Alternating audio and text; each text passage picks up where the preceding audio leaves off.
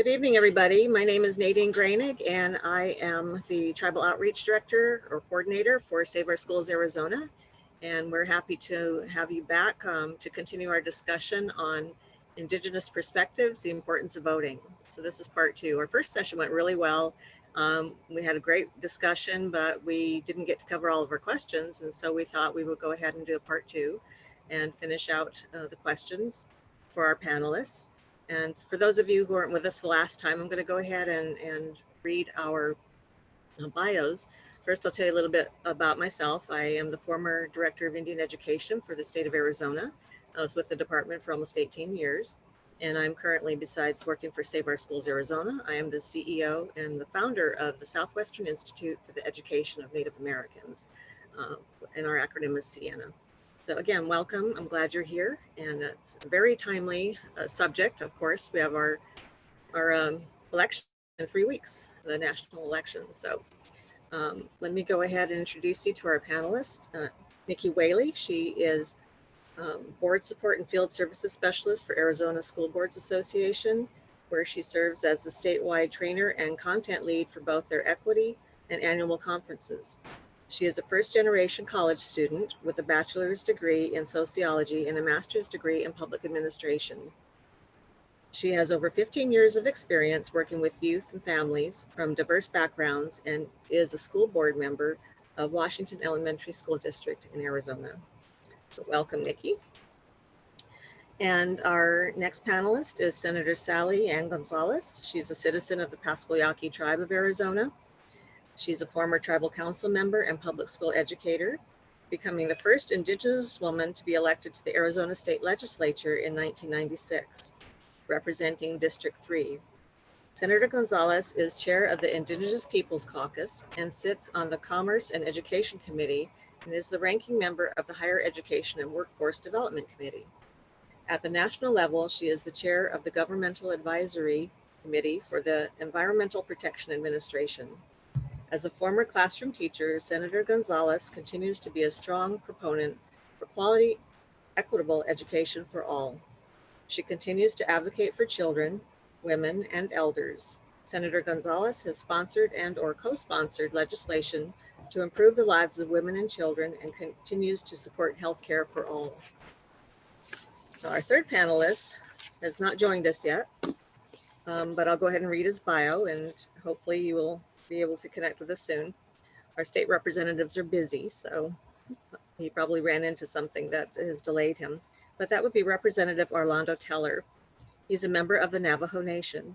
In 1995, he graduated from Embry-Riddle Aeronautical University, becoming their first Native American graduate. In 2009, after working for the City of Phoenix's Aviation Department and Aviation Management intern for Phoenix Sky Harbor International Airport, Teller returned to the Navajo Nation as a senior transportation planner for the Navajo Nation Division of Transportation. He was eventually promoted to Deputy Division Director for the Transportation Division. Representative Teller is a Democratic member of the House of Representatives, representing District 7 since January 14, 2019. He was elected in 2018 to succeed retiring State Representative Winona Benally. After being elected, Teller became a sitting member on the Land and Agriculture Committee and the Transportation Committee. So these are our esteemed panelists. I'm very glad to have you here to continue this discussion. As I mentioned last time, many groups have had to fight for the right to vote, whether it be women, African Americans, or Native Americans.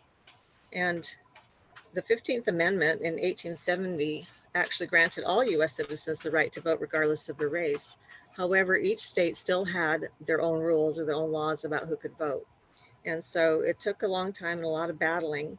But even though Native Americans became citizens in 1924, it wasn't until 1948 that the Arizona Supreme Court struck down a provision to allow Native Americans to vote.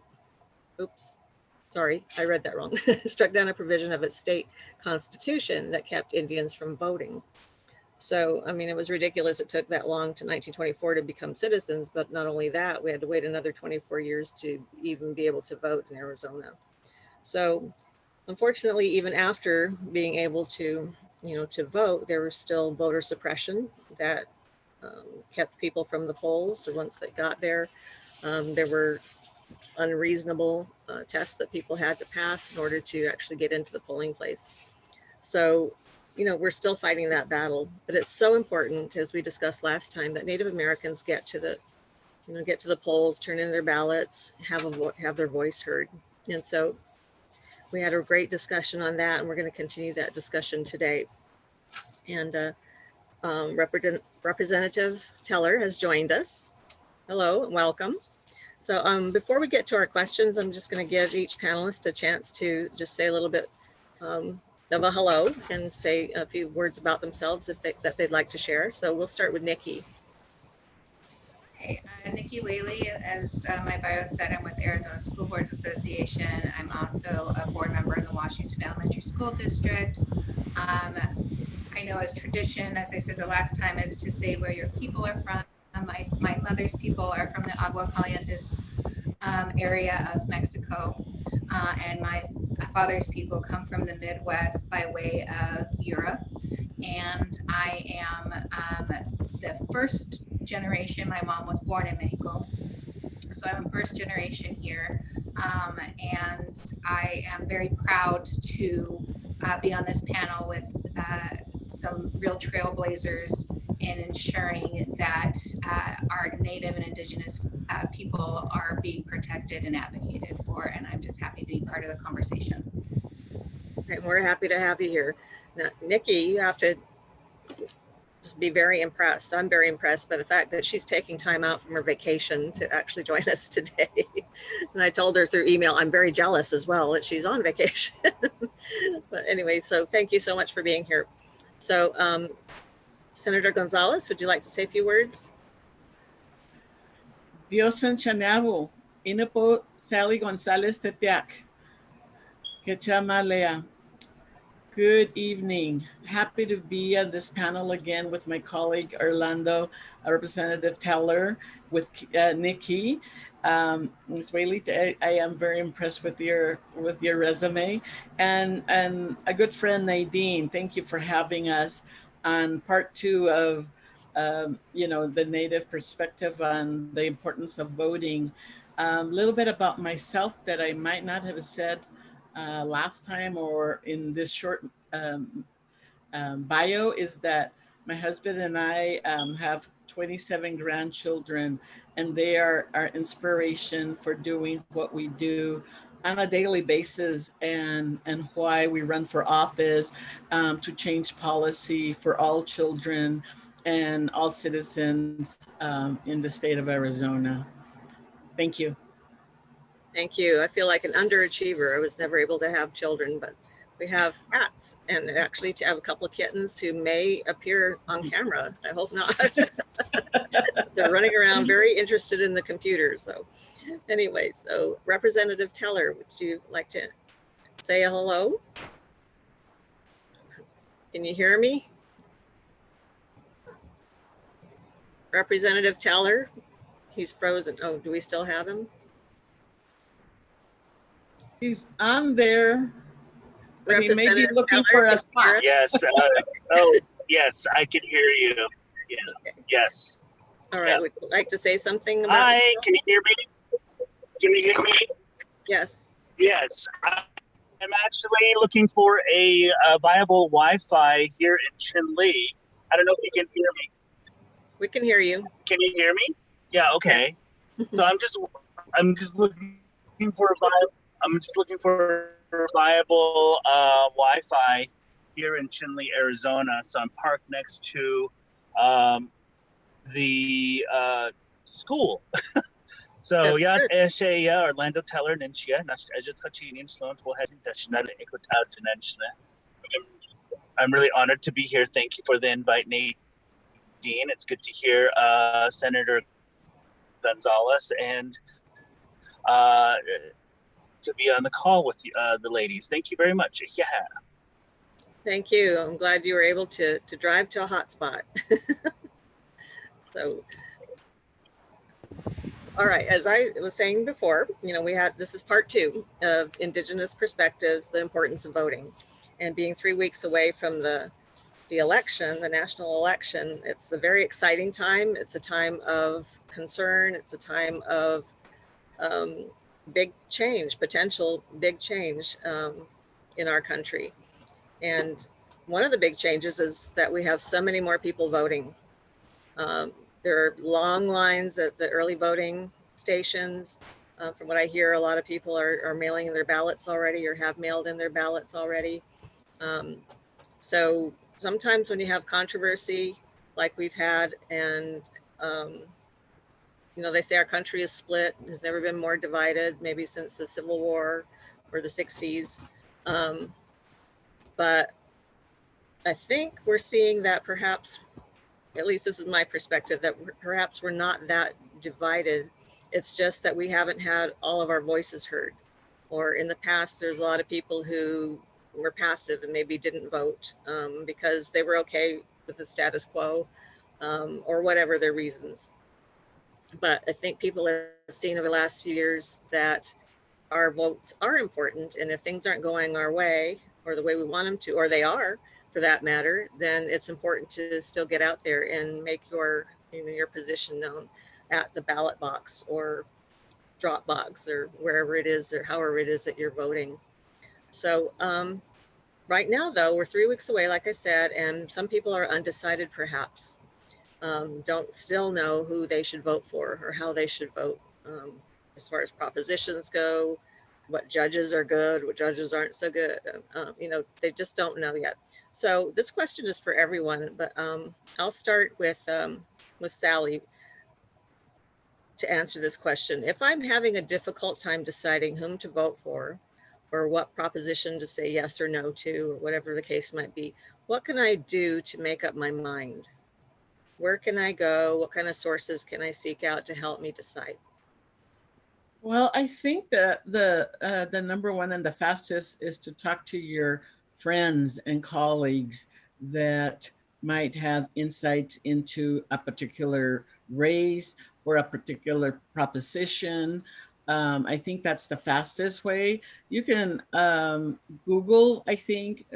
Now there's, so much information out there on the internet about our voting and where to vote and who's on the ballot and all of that.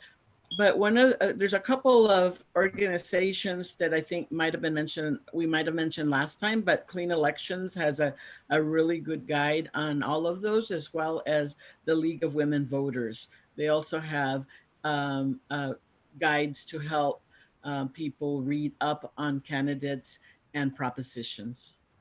Great, thank you. And of course, we also get pamphlets with our ballot if you do a mail-in vote.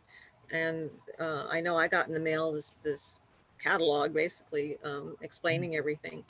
And so they do reach out to us, but then sometimes, we have to be more proactive.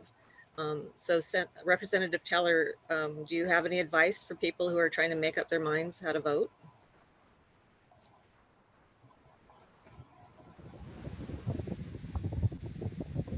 Representative Teller, did you hear me? Oh, I think we lost him. So, Ms. Whaley, would you like to respond to that question? Sure. So I know that our sister organization, Friends of ASBA, has a voter, not a voter guide per se, but a voting record report, which lets people know where state representatives, how they voted on key education bills or legislation that went through. So that would be something, if you wanted to look at the Friends of ASBA website, you could look up your local representatives and see if they got a thumbs up from that Friends of ASBA to see if they voted pro public education with their votes in the state house or Senate. I would also recommend folks, similar to what Senator Gonzalez had mentioned, is to reach out to the groups that you are aligned with. A lot of people know who they're aligned with some of the bigger races. So if you want to reach out to your political party's representative, either for the state or for your county, you can reach out to them for guidance if you know that you believe in some of the other candidates that they're promoting.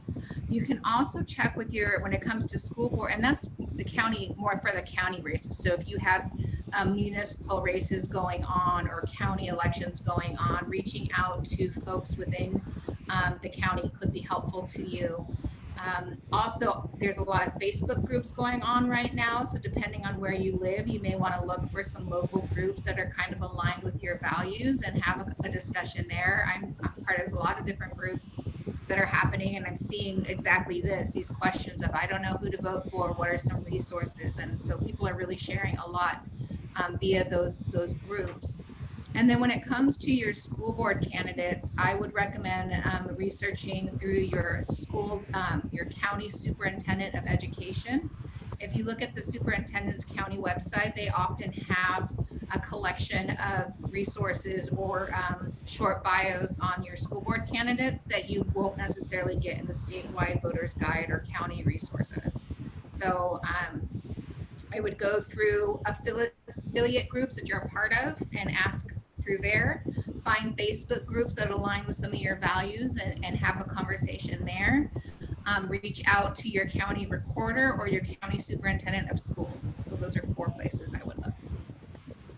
Wonderful information. I really like the depth of that and all the different areas and levels that you are all recommending for people to go to.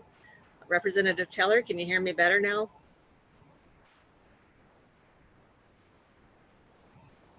Representative Teller, can you hear me? His hotspot isn't so hot after all. I guess he's having trouble hearing us, but maybe I can text him or chat box him. Hopefully you can see that. So he's apologizing for his connection, but let's see. There's more than one way to skin a cat. Excuse me, the cat's in the room. This just demonstrates how important it is to have representatives that are going to support the need for infrastructure out in our Native American community. Exactly. Because in Chinle, he can't get an access to even join us in this in this conversation, and that just shows you the lack of infrastructure that exists across our state, especially on or close to our Native lands. Yeah, and as you heard him say, he's at the school, and this is where, when we had our discussion on equity, equitable education for Native Americans, this came up. How are students on the reservation or even off the reservation who don't have internet connectivity or computers, laptops, how are they going to get their education at home? In the pandemic, if their school isn't open, or if their parents opt out of them going to school in person. And he's just showing you he's there outside one of the schools in Chinle, and he's having trouble connecting with us. So important, because you shouldn't have to. Families are making choices right now of whether or not to go back to school, and in that, the choice shouldn't be because I don't have internet at home. People should be making their healthcare decisions based on their own health and their family situation, and not because they just don't have access at home, so therefore they have to go in. And that's unfortunately the situation that we have. We have other families that have to send their kids to in-person school because they'll lose their jobs if they don't. And all of that has to do with your representatives that are both at the state level with our senators and our representatives, but on a federal level too, because protections are made from that place, and protections that would make choice available to some of our vulnerable communities. Those decisions get made at a higher level, and people don't often think about the day-to-day decisions that are impacted by these offices. They think about maybe just the big hot button topics, but really it's everything from healthcare to unemployment to investment in education and everything else. that's true, and a lot of people aren't aware of that, which is why we're doing this session, the second session. We couldn't cover everything in the first one, and the better informed people are, the better choices they can make. And again, it's just paying attention to what our leaders are doing, what choices they're making on our behalf. are they on our behalf, or are they making decisions on their own, regardless of what the public or their constituents have to say? So that kind of brings us to our next question, which is, why should a person vote if history has shown that legislators don't always listen to their constituents' desires? And it's not just legislators, it can be school board members or other representatives of the people. Maine, for example, well, I won't do that because this is a this is an apolitical, as much as we can be, presentation.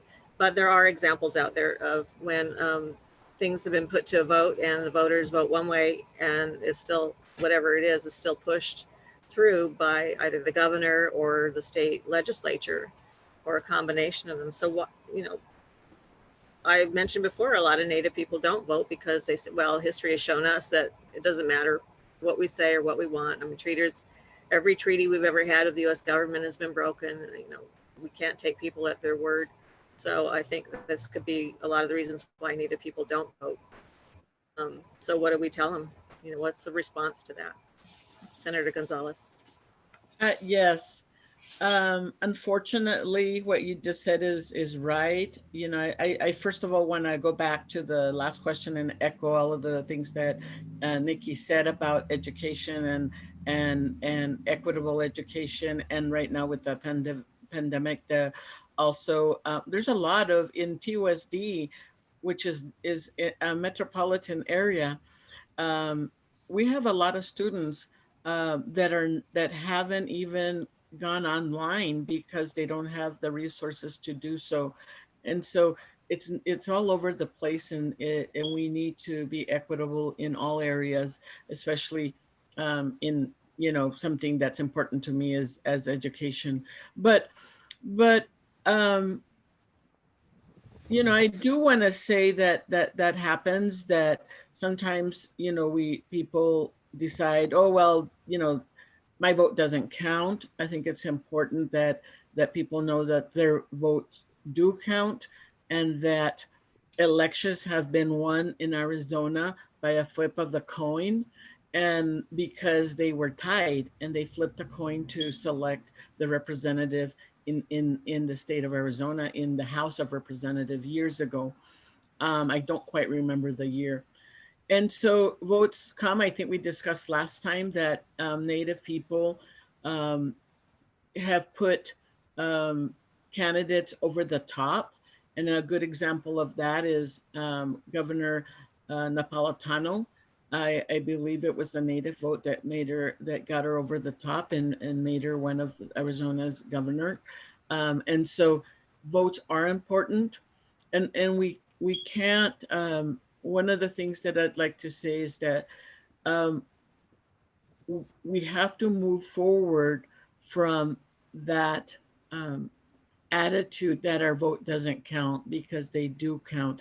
And in order for Native American, Indigenous people to move forward, we have to start thinking, start forward thinking about what's going to happen to our children and our grandchildren if we persist in not voting and not exercising our right to vote in order to voice our opinions, whether we elect a person or whether that person doesn't votes what you may think is the wrong way on a certain object. In Arizona, we have term limits.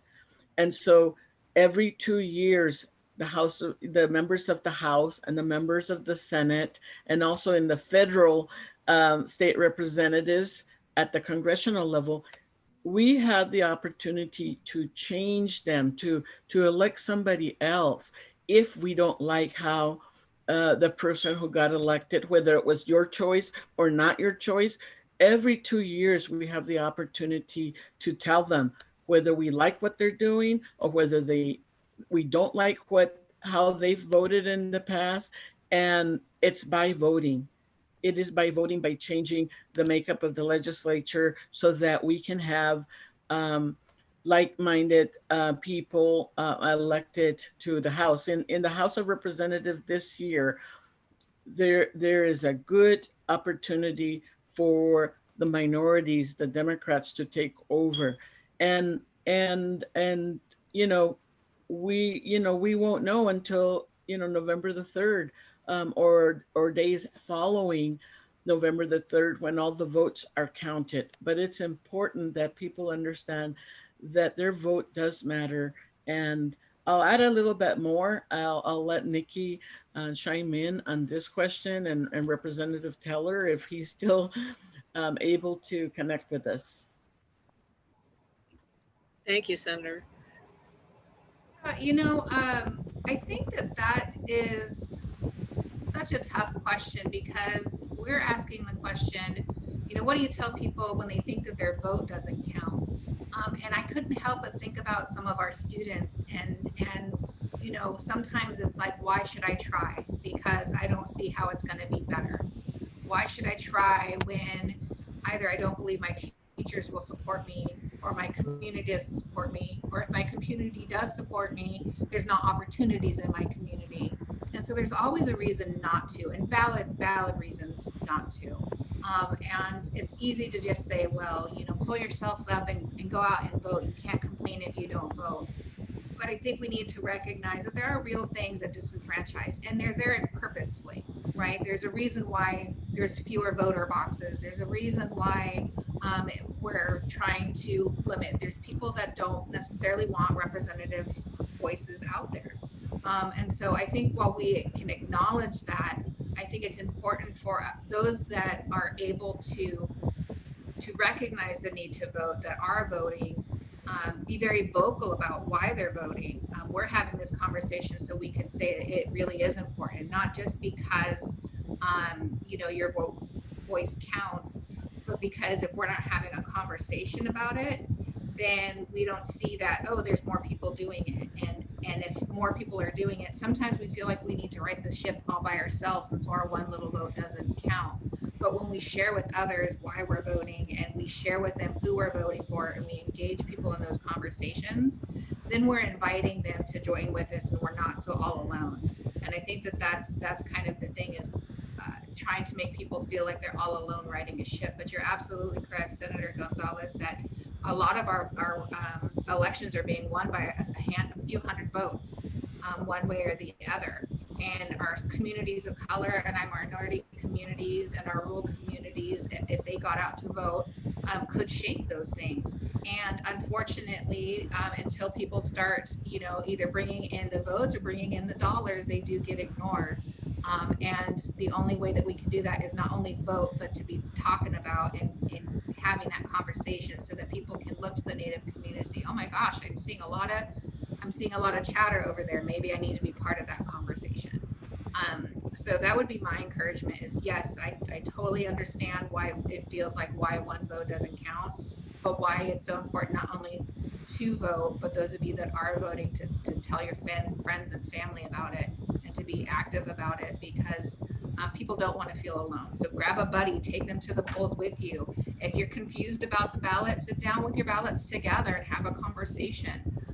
And make it social, because I think sometimes with our communities, we do get a little overwhelmed by the ballot, and making it a social activity that we can do with our families and friends might make it feel less isolating. Yeah, so that brings me, thank you so much. You have really great comments. And while you're talking, I'm thinking about, okay, the last election, President Trump won because of the Electoral College. Hillary Clinton had 3 million more votes than he did, yet he became president. So, I've asked myself that, well, if I vote one way and the Electoral College votes another way, then did my vote count? Now, the Electoral College, what I understand, they're going to look at the number of people who did vote in each state and go from there based on those votes. I'm sure you know more about that than I do, Senator Gonzalez, and Nikki, you probably do too. So, what if somebody says, well, what if that happens again? The person I vote for won the popular vote, yet the other person was elected, became or remains president. What kind of influence does our vote have, or why is it so important that as many of us vote as we can? to influence the Electoral College? How does that work? Senator Gonzalez. Unfortunately, we've lost Representative Teller. Oh. It's up to you, ladies. Okay. Well, you know, since the election in 2016 and the presidential election, there's been a lot of talk. There was talk before that every year that I've been a legislature, there's always talk about getting rid or electing our president by the popular vote.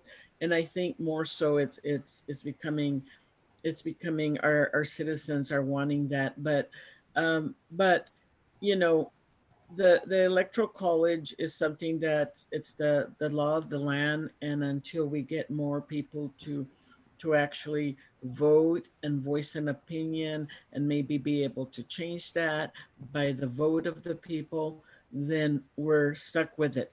But the more people vote in a state, you know, the electoral the people who the electors in the electoral college, they have to vote. They make a commitment to vote for the president who won the state at the state level, and so that's how it goes and how those votes are happen. But and so if you know if uh, if your candidate wins in the state, because we got a lot of people, natives, to come out and vote, then those electoral college electors have to vote the way the people voted in the state of Arizona. So that's why it's important to vote. Okay, so if I voted for the person who didn't eventually become president, that's because the majority of the people in Arizona voted for the other one. Exactly. Okay, all right. Thanks. I feel better now. We just have to get the vote out no matter what. Yes. Okay, Nikki, any thoughts on that? You know, I'm not an expert on the electoral college, but I think that yes, in theory, your electorates and the electorates get voted, and there's a process for that. But in theory, they're supposed to put their vote, the electoral vote, behind the majority or the popular vote. They don't always do that. You also have to realize that electoral votes can come throughout the state. So Maricopa County may, you know, while be the most populous, may not have any more electoral votes than the combination of roll votes. I'm not exactly sure how that works out. So you can be in a situation in which you are voting for a majority, but in the country, but in your state, like the senator was saying, it's not the majority. And also in your county, depending on who's your electorate and whether or not they really followed the majority or not, that all can play into it. It's a very complicated process from what I understand. That's why I'm saying I'm not an expert. But I don't think that any of that should negate the importance of your vote, because the more votes, as we kind of mentioned before, if it doesn't necessarily impact this particular election, they are going to look at what populations voted in the last election. I can also tell you, with working with a bunch of candidates and being a candidate myself, that you look at the areas that are more likely to vote, and you may spend a little bit more time reaching out to those folks, or you may spend a little bit more time because you know who's going to show up to the polls. And if you want to win, our elected officials want to win, they're going to try to get out the vote in their local communities, but they're also going to spend some time in the areas of high propensity voters. And so that's why it's so important that you, like I said before, bring your friends in, bring your community in to vote with you, because the more that they see activity, the more that any of our representatives from the local level to the federal level, the more activity they see in a particular area, the more investment they will make in it. Well, and I think conversely, if they see a particular area hasn't been voting, maybe that group is ripe for the picking. You know, if they go to that group and get them enthused about voting, and you know, one candidate reaches out to them and another doesn't, then the chances are the one who went to see them and talk to them and hear from them is going to get their votes. Well, I They absolutely do read vote. articles about Superintendent Hoffman doing that, going out to some areas that hadn't been visited before. And I know that I've had a couple people, I was out walking for myself, just as a side note, and just because I was in their neighborhood, they're there, well, you're the first person I've seen in my neighborhood, so I'll vote for you, right? Because you're the first person to make the investment there. Name recognition. I mean, Yeah. my mother-in-law was talking about in the primaries, I don't know who to vote for in this particular race. And I don't like that person. And so my husband said, well, who did you vote for? Well, she voted for the person and she didn't like, but she knew her name. Like, okay, that's what you're basing your vote on. All right, well, Yeah. more power to you. Anyway, let me just read one comment from our audience. This goes back to Senator Gonzalez, what you were saying. Senator Gonzalez is absolutely right. Unless we vote, we will never be able to make any kind of changes that will help us make a better future. The more we take the time to vote, the more we can begin to make crucial changes in our lives. I wish we could make it change overnight, but we can't be discouraged. We have to make sure we begin the process by registering to vote and then voting. Absolutely. Okay, great, thank you. All right, so let's bring it, we've talked about the presidential level and, you know, it's a federal level. But Nikki, I wanted to ask you, since you work for the Arizona School Boards Association and you're a school board member yourself, what are the components of a successful school board? One that ensures equitable policies across the schools. So that's a good question. I think a lot of times people think that their school board members have absolute authority in everything that has to do with their school district. And the governing board, the 5, 7, 3, depending on how many people make up your school district's governing board, they work as a body of one. So they are 5 pieces or 3 pieces to one supervisory or oversight council. And so they have one employee, and that employee is the superintendent. So each person has 1/5 or 1/3 or 1/7 of that person's is 1/7 of that person's supervisor. So if you think about it like that, I'm on a board of 5. I can't simply go to my superintendent and tell them they have to do something and that's going to happen. I have to get at least a majority of the rest of the board to want to provide that direction. Oftentimes the governing board is hiring a person and they defer to that person that they've hired to make a lot of those day-to-day operations, whereas the governing board operates on a higher level with regards to budget, policy, and then oversight of that executive to make sure that they are implementing their vision, because they do represent the community and their vision of what a school should look like, making sure that that superintendent that they selected are using the budget and complying with policy and operationalizing that in a way that is going to get the outcomes that they want. So really the governing board, the important components of that is making sure that you have a board that shares your values as a community, because they are representing you, and has the ability to articulate what that is and to work with others in order to help come to agreement on what that would look like. And I think that sometimes people think that it's just everybody for themselves, and that's not how it is. So I would say that the important components is making sure that you have a board that is representative of your community. If you have a concern as a constituent, to use your policies and use your budget as a starting point, especially when you want to talk to your board. Most of the operational things you'll want to work at the lower level, at the school-based level, because ultimately, if anything needs to be changed, it's going to happen at the board level, but it has to go through a chain of command.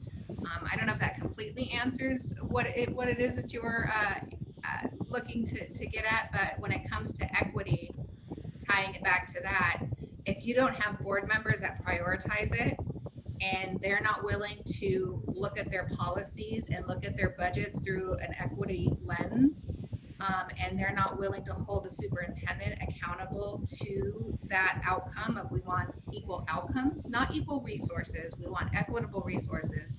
and that's a difference. So equal is everybody gets the same. Equitable is making sure that people get what they need to get the same outcomes. And so if you don't have a board that's willing to hold people accountable and to look at their processes in that way, it's going to be difficult for your superintendent to then make that happen in the operation of it. And so when you're voting, you need to make sure that you're voting for people that share your vision of equity for everyone. And they understand that equal is not the same as equitable, because I think a lot of people are still tied up in this colorblind, let's just give everybody the same thing. That's not really going to help. No, and I do understand that a lot of people don't understand the difference between equal and equitable. I do trainings on that, and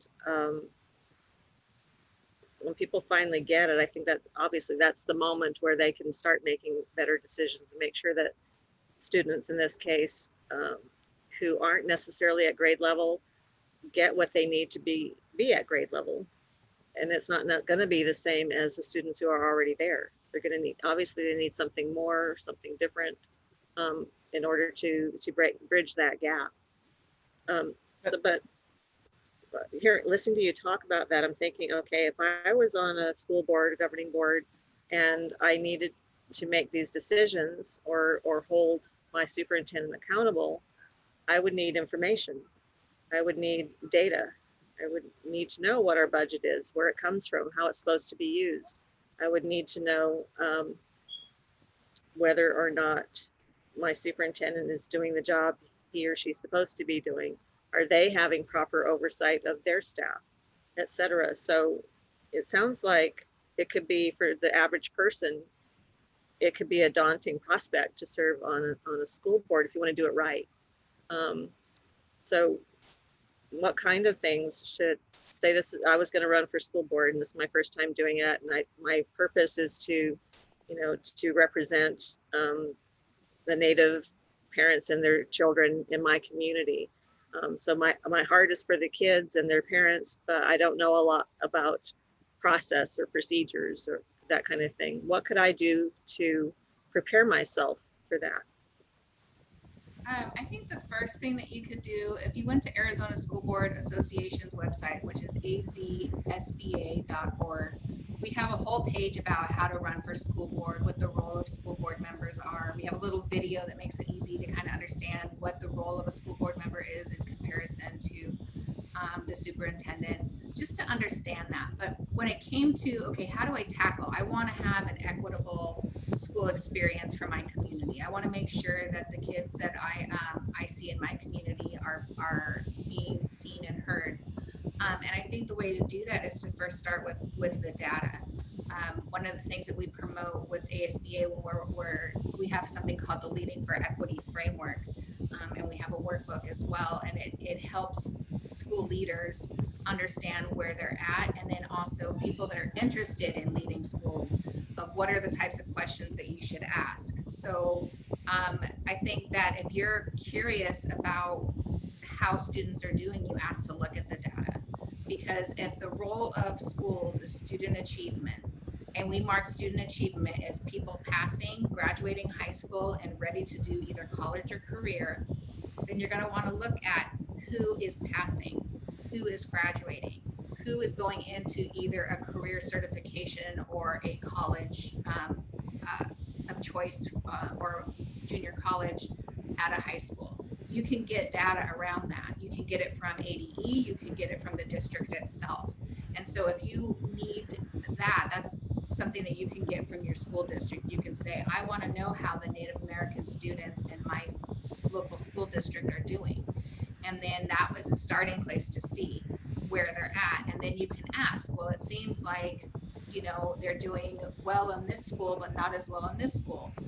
So as school leaders, what we encourage people to do is to look at the data as a jumping off point, to look at disaggregated data so that you're not just looking at all Native American students at a particular district, but you're looking at also how certain Native American students are doing at one school versus another, or the young men versus the young women.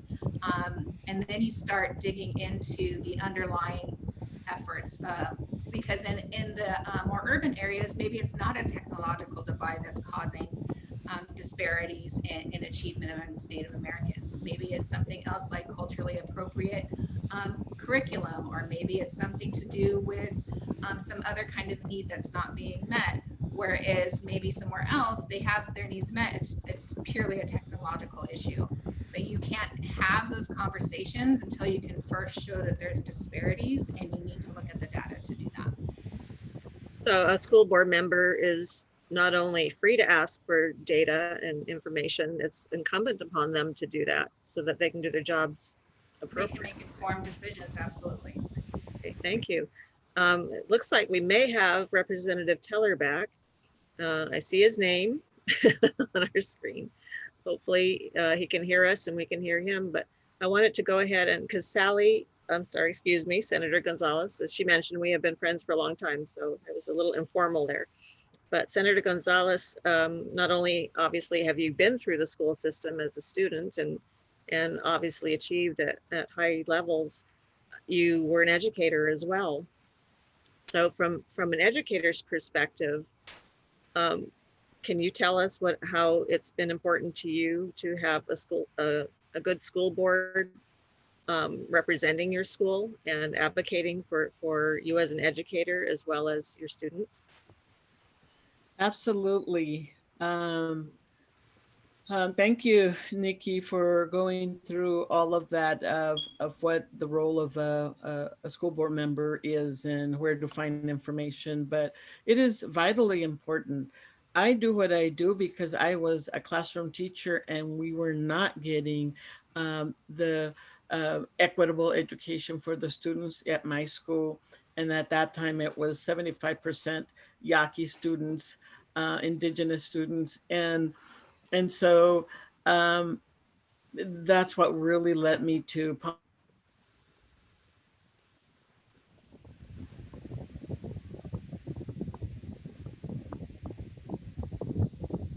Sally, Senator Gonzalez, are you there still? I think we may have lost you. You're frozen up a little bit.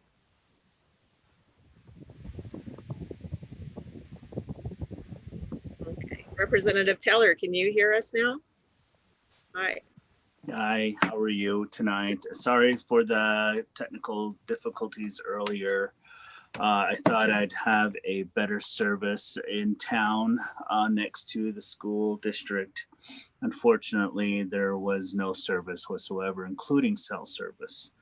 So I rushed home so that I could at least make an appearance and share with you, and also provide some input if that's okay. Sure, that's okay. Coincidentally, we lost Sally as you came in. So It's a crazy evening.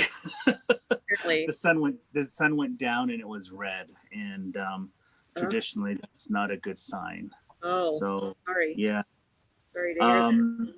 yeah, but I just got a tail in, and I appreciate Ms. Whaley on the call and sharing her perspective. I don't have the perspective of a school board member or an educator, formal educator, but I do believe that it is important to listen to all perspectives, particularly in education. As a public student, a proud product of the public school here in Chinle, I stand with SOS and investing in education. I think it's really important to support not only our teachers and our certified staff, but our classified staff, from the janitors to the cooks to the bus drivers. In fact, my freshman session, I had sponsored a proclamation of the tribal school bus driver month, safety month, because they are the bookends of our children. They pick them up and they drop them off. And so I believe wholeheartedly that Arizona continually needs to address the education ratings that we have been as far as a union. We are at the bottom of the totem pole when it comes to how we invest in our education, invest in our children. I mean, not just Navajo, but many other neighborhoods and families believe that our children, we need to invest in our children. In doing so, we have to properly arm and supply the teachers and the administrators and the classifieds, along with making sure that the educational resources are there for the children. So on my end, as a transportation wheelhouse, I've supported efforts to improve school bus routes here on Navajo Nation. We have over 9,000 miles of dirt road and gravel road here on the Navajo Nation. I'm talking 3 states. And what does that mean? In perspective, that means if you drive from New York to Los Angeles once and you go back again, you come back to Los Angeles, you turn around, go back to New York, you can make it up to Washington. So it's not Washington, it's Chicago. That is 9,000 miles. Those are the school bus routes here on Navajo Nation. In fact, I supported the GAO's effort to see how these school bus routes affect a child's education. And there is a GAO report in 2015 that supplements and describes that effect on tribal students, how the school bus routes affect their educational promise. And during that time, the school bus routes between Chinle and Pinyon and surrounding locales, it was a 90-minute school bus drive. Mm-hmm. So a child had to be picked up at 5 in the morning and sit 90 minutes through rain, snow, mud, just to get an education, and then turn around again and come back home. And when they're home, they can't do their homework because they have chores to do.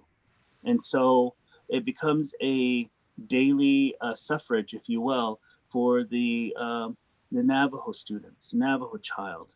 So my effort is to continually supporting all the efforts of the organizations that have been literally pushed to the corner.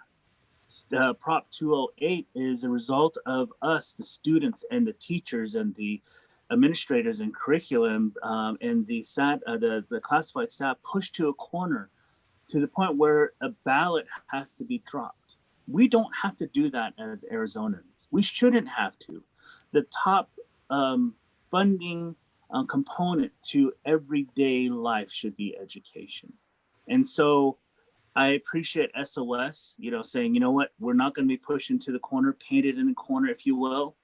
We're going to do something about this. We're going to make it we're going to choose to have him hear us, invest in ed. You saw the wonderful, the streets of red 3-4 years ago. That is the result of not being heard. That is a result of a doctrine that we do not subscribe to. No longer will we subscribe to being ignored. And I think those efforts and those voices and those advocacies in the seat that you were in, Nadine, and now that you're in now, I mean, we have to continue supporting those seats at the table. Don't speak for us anymore. That's what is being said in Indian country. We can speak our own. We have professionals that can do it for us and that have lived and walked the walk.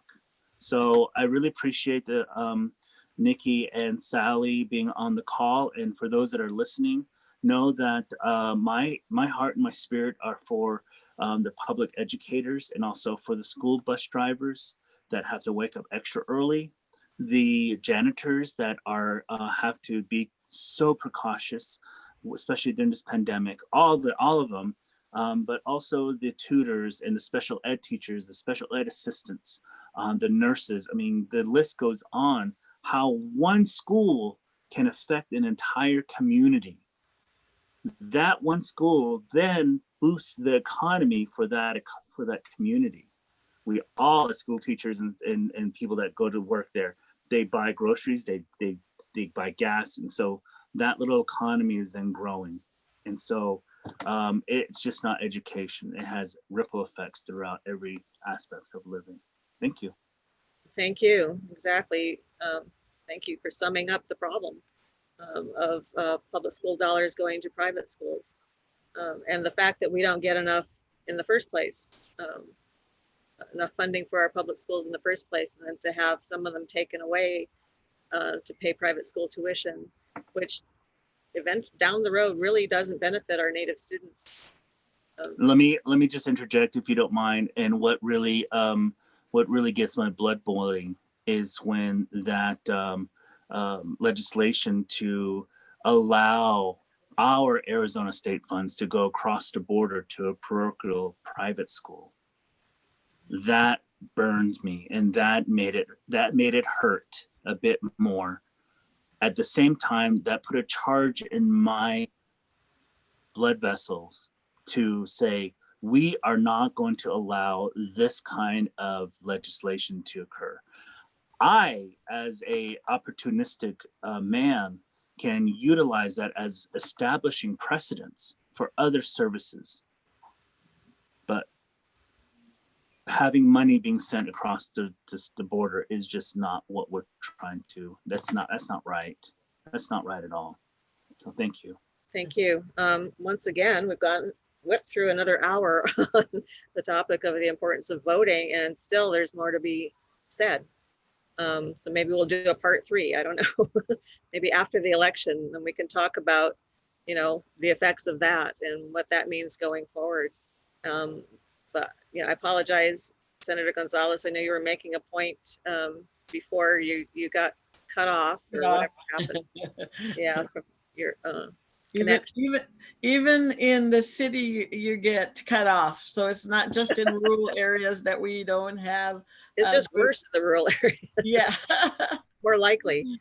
And so yeah, Representative Teller, it was just a practical point that you unknowingly or unwittingly made by getting cut off. We made the point that that's where there's a lack of equity and a lack of access, and I can just add one not last just for the students or the adults. Go ahead. Oh, I just wanted to say, I know we're wrapping it up, but I know through my work with some Native educators and some great board members that storytelling and telling your story is so very important. And voting is a part of your story. And it is collectively voting together is how you tell that Indigenous story. And I think that you need to fight to have that story be heard. And it's one voice, but when one voice is repeated by another, it tells a story of the Indigenous experience in Arizona. And unfortunately, we don't have enough of those voices at our, various levels of government. And so it has to start small. I know it can seem overwhelming, but your individual vote is the beginning of that story. And that story grows with each and every vote until the day that you have the representation that you need to hear the story on a larger scale. Thank you. Thank you for that. Yes, we've had some really great comments. Appreciative of the time you have all taken to share your Indigenous perspectives or perspectives on the importance of voting, among other things. I mean, it's not just voting. It's not just checking a box or filling in a box on a ballot. There's so much more to it, and so much far reaching that most people aren't aware of for whatever reason. And yes, I know you guys probably want to have more to say. Yes. The opportunity to say it, and I'm happy to give it to you. But I also want to tell you, we have Indigenous Perspectives is a series that I try to do a session every other week. So we cover other topics is what I'm trying to get at. And so the next one is on the 27th, October 27th, same time, 5 o'clock. And the subject then is lost language, lost culture. So please, everybody who's on the call, get the word out, join us.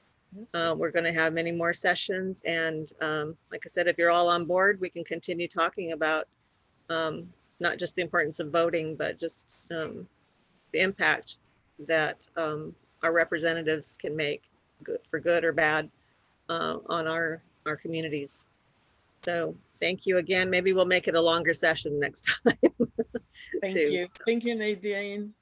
Thank Thank you, you, everybody, Thank you, and everyone. Bye. happy election. Okay. Bye-bye. Bye.